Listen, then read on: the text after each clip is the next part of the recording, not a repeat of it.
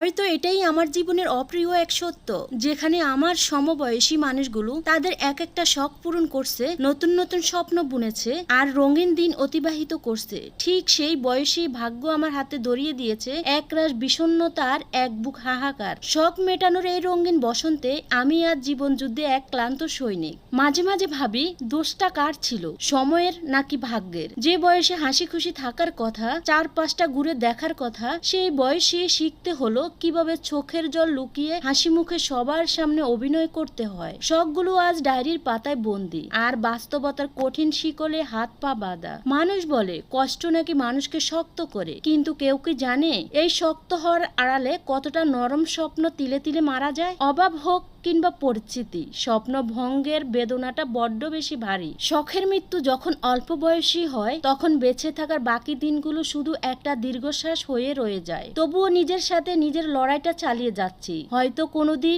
কোনো একদিন এই মেঘ কেটে যাবে, হয়তো দেরিতে হলেও আমার শখগুলো পূর্ণতা পাবে। কিন্তু এই সময়ে না পাওয়া ক্ষতগুলো কি কোনো দিন মুছে যাবে? আসসালামু আলাইকুম, সবাই কেমন আছেন? জীবনে প্রত্যেকটি মানুষের শখ আহ্লাদ সবকিছু থাকে, কারোটা পূরণ হয়, কারোটা হয়তো হয় না। আমারটা কি কখনো পূরণ হবে না? সবাই দোয়া করবেন আমার জন্য, আমার শখগুলো যেন একটু একটু করে পূর্ণতা পায়।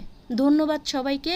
ভিডিওতে একটা লাইক দিবেন, পেজটি ফলো দিবেন, ইউটিউব হলে চ্যানেলটি সাবস্ক্রাইব করবেন। সবার কাছে অনুরোধ রইল, প্লিজ।